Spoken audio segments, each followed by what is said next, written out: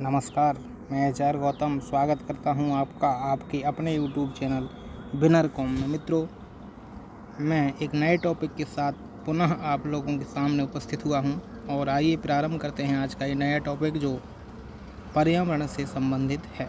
इसमें मैं 30 क्वेश्चन पर्यावरण के लेकर के आया हूं जो अति महत्वपूर्ण हैं और स्नातक स्तर पर जो पर्यावरण का पेपर होता है उसके लिए ये अति महत्वपूर्ण प्रश्न है। तो आइए बिना किसी विलंब के प्रारंभ करते हैं आज का पहला प्रश्न है, पृथ्वी शिखर सम्मेलन 1992 कहाँ आयोजित किया गया था? जी हाँ मित्रों, पृथ्वी शिखर सम्मेलन 1992 कहाँ आयोजित किया गया था?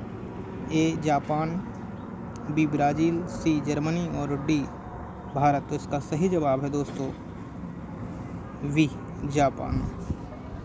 इस प्रश्न के बाद बढ़ते हैं अगले प्रश्न की ओर और देखते हैं आज का अगला प्रश्न है, विश्व पृथ्वी दिवस किस समझौते की उपज है? अर्थात जो विश्व पृथ्वी दिवस मनाया जाता है वह किस समझौते के बाद या किस सम्मेलन के बाद प्रारंभ किया गया था? तो इसका सही जवाब है ए पेरिस सम्मेलन।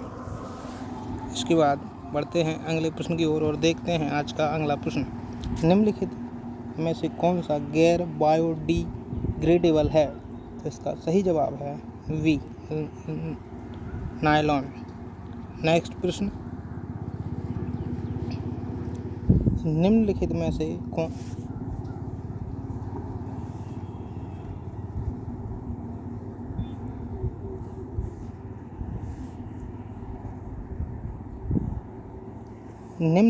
से कौन सा प्रदूषक ओजोन छिद्र के लिए उत्तरदायी है?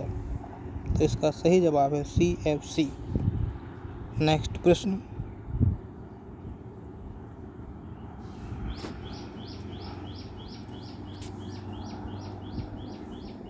मोटर वाहनों से निकलने वाली निम्नलिखित में से कौन सी एक मुख्य प्रदूषक गैस है? यहाँ ये गलती से बांधने हो गया है, यहाँ वाहन होना चाहिए था। तो इसका सही जवाब है ए मार्समैन। जी हाँ मित्रों, सही जवाब है मार्समैन। नेक्स्ट प्रश्न है अगला प्रश्न, कार्बन डाइऑक्साइड और मीथेन दोनों एक समान हैं क्योंकि ग्लोबल वार्मिंग के लिए योगदान देते हैं। तो इस तरह से सी विकल्प इसका सही जवाब होगा। नेक्स्ट प्रश्न, पेट्रोल इंजन किस प्रकार के गैसीय ऑक्साइड उत्पन्न करते हैं? तो सही जवाब है बी नाइट्रोजन। पढ़ते हैं अगले प्रश्न की ओर और देखते हैं अगला प्रश्न है, निम्नलिखित में से संयंत्र अपशिष्ट के निपटान के लिए सबसे अच्छा तरीका कौन सा है? जलन, खाद बनाना, पहाड़ी क्षेत्र में डंपिंग या भस्मीकरण? तो इसका सही जवाब है खाद बनाना। इस प्रश्न के बाद देखते हैं अगला प्रश्न, निम्नलिखित में से कौन सा एक वायु प्रदूषक नहीं है? डी जवाब इसका सही होगा हाइड्रोजन के ऑक्साइड, ये वायु प्रदूषक नहीं है। 9 प्रश्न हल कर लिए हैं। 9 प्रश्न के बाद बढ़ते हैं अगले प्रश्न की ओर और देखते हैं आज का अगला प्रश्न, निम्नलिखित में से किस देश को इसमें आने वाले नियमित भूकंपों के कारण जाना जाता है? तो ये बहुत ही सरल प्रश्न है, जानते होंगे आप सभी, चीन, फिलीपींस, दक्षिण कोरिया। सही जवाब होगा इसका जापान। नेक्स्ट प्रश्न, अगला प्रश्न, सामान्य तौर पर निम्नलिखित में से कौन सी सबसे विनाशकारी भूकंप तरंगें हैं? पी तरंगें, एस तरंगें, सतही तरंगें या क्यू तरंगें? तो इसका सही जवाब होगा सी सतही तरंगें। इस प्रश्न के बाद मूव करते हैं अगले प्रश्न की ओर और देखते हैं आज का अगला प्रश्न है, एक सौर सेल परिवर्तित करता है? एक सौर सेल परिवर्तित करता है। आप लोगों ने देखा होगा हर जगह ये सौर प्लांट बन रहे हैं। तो ये जो सौर प्लांट है वो किस तरह की ऊर्जा को विद्युत ऊर्जा में परिवर्तित करता है? क्या उष्ण ऊर्जा को विद्युत ऊर्जा में परिवर्तित करता है, सौर ऊर्जा को विद्युत ऊर्जा में, उष्ण ऊर्जा को प्रकाश ऊर्जा में, या सौर ऊर्जा को प्रकाश ऊर्जा में? तो ये सौर ऊर्जा को विद्युत ऊर्जा को सौर ऊर्जा को विद्युत ऊर्जा में परिवर्तित करता है। इस तरह से इसका बी विकल्प सही होगा। नेक्स्ट प्रश्न, निम्नलिखित में से, जी हाँ दोस्तों, निम्नलिखित में से कौन सा ऐसा क्षेत्र है जिसको रिंग ऑफ फायर के रूप में जाना जाता है, क्योंकि इस पर गिर्द पृथ्वी के सबसे सक्रिय ज्वालामुखी है। यूरोप है, प्रशांत महासागर है, दक्षिण अमेरिका है, या उपर्युक्त में से कोई नहीं है। तो इसका सही जवाब है बी, प्रशांत महासागर।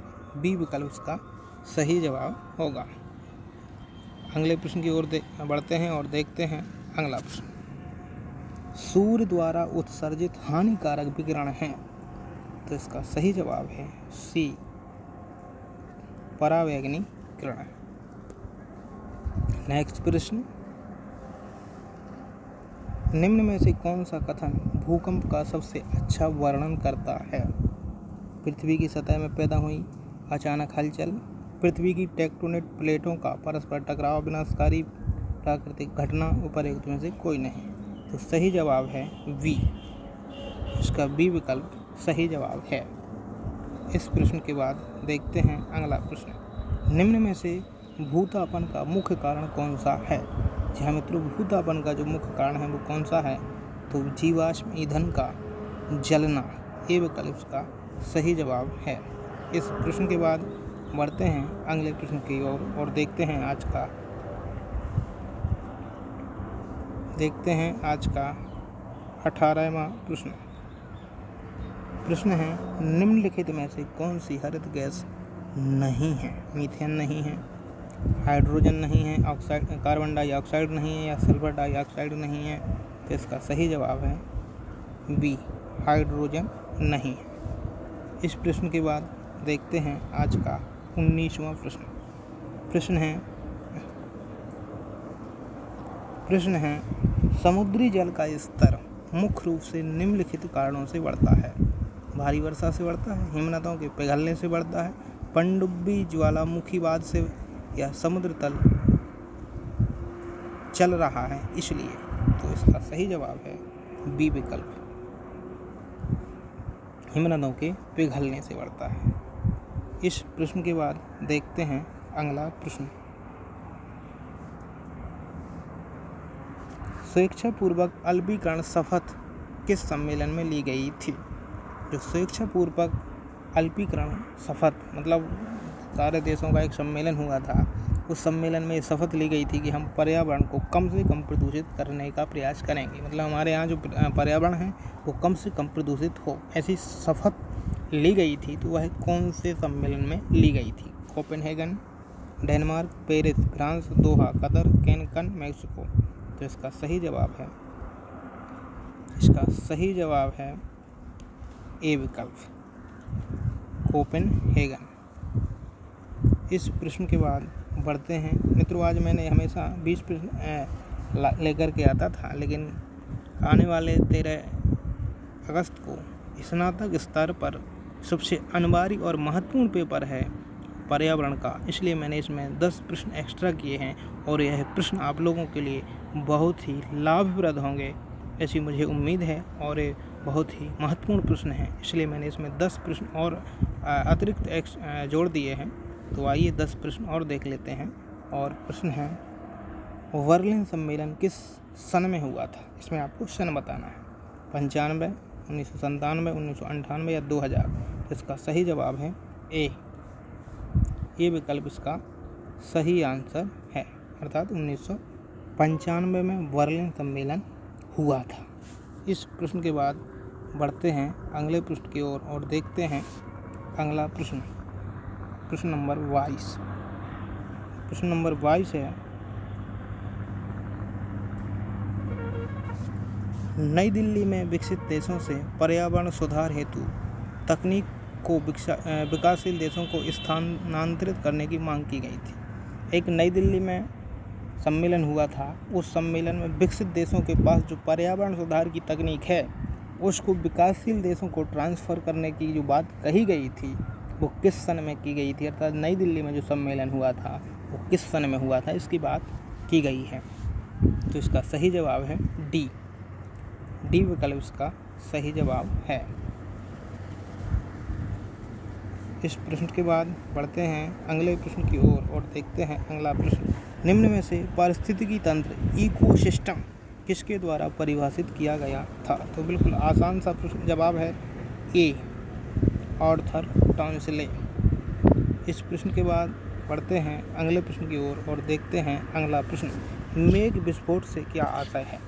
जी हाँ, तो इसका सीधा सा है कि एक क्षेत्र विशेष में जब तीव्र बारिश होती है उसे मेघ विस्फोट कहते हैं, और ग्रामीण क्षेत्रों में या आम बोलचाल की भाषा में उसको बादल का फटना कहते हैं। तो ए विकल्प इसका सही जवाब है। इस प्रश्न के बाद देखते हैं अगला प्रश्न। प्रश्न है वायुमंडल की सबसे निचली परत है। बहुत ही महत्वपूर्ण प्रश्न है। इसका सही जवाब है ए, क्षोभ मंडल।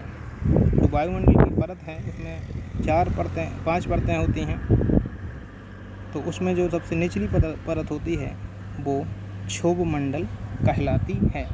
तो इस प्रश्न के बाद बढ़ते हैं अगले प्रश्न की ओर और देखते हैं अगला प्रश्न।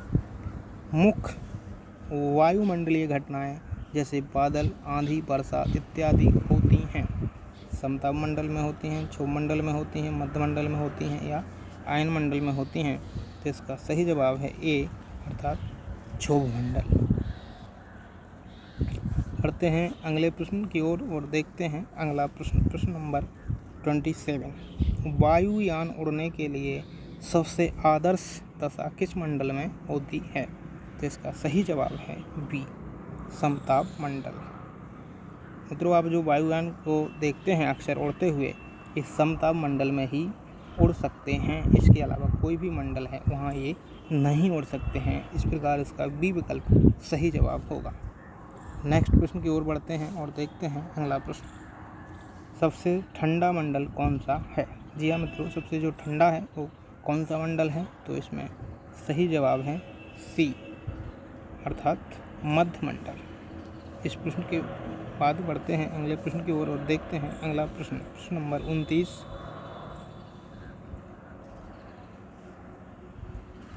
प्रश्न नंबर 29।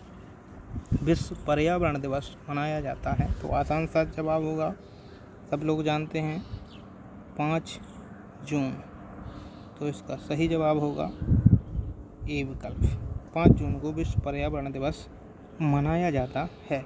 अब हम पहुँचे हैं आज के इस अंतिम प्रश्न पर, और अंतिम प्रश्न है बहुत ही महत्वपूर्ण है, और आप लोगों के लिए तो सारे प्रश्न ही महत्वपूर्ण हैं, हालांकि ये प्रश्न भी महत्वपूर्ण है। तो देखते हैं ये प्रश्न। पर्यावरण के जैविक घटक या कारक मिलकर जैविक पर्यावरण की रचना करते हैं?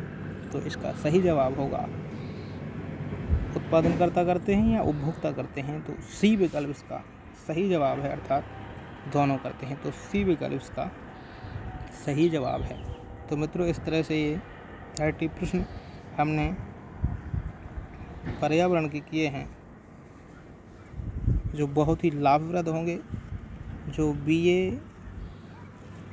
BSc, BCom के स्टूडेंट पर्यावरण का पेपर देने वाले हैं, उनके लिए यह है बहुत ही लाभप्रद हैं, महत्वपूर्ण हैं। इसमें से निश्चित प्रश्न परीक्षा में आने की संभावना है। इसलिए आप लोगों से निवेदन है कि इसको अधिक से अधिक देखिए और ये 30 प्रश्न लगभग कंठस्थ कर लीजिएगा, और अधिक से अधिक देख करके अपने मित्रों में भी इसको शेयर कीजिए। और आप लोगों से वही गुजारिश है कि आप हमारे इस चैनल को पूर्णतः सहयोग प्रदान कीजिए, अधिक से अधिक सब्सक्राइब कीजिए, शेयर कीजिए, और अगर पसंद आए तो लाइक भी कर दीजिए। ऐसे ही महत्वपूर्ण प्रश्नों को देखने के लिए हमारे साथ जुड़े रहिए, हमारे चैनल के साथ जुड़े रहिए। मिलते हैं अगले वीडियो में, तब तक के लिए नमस्कार।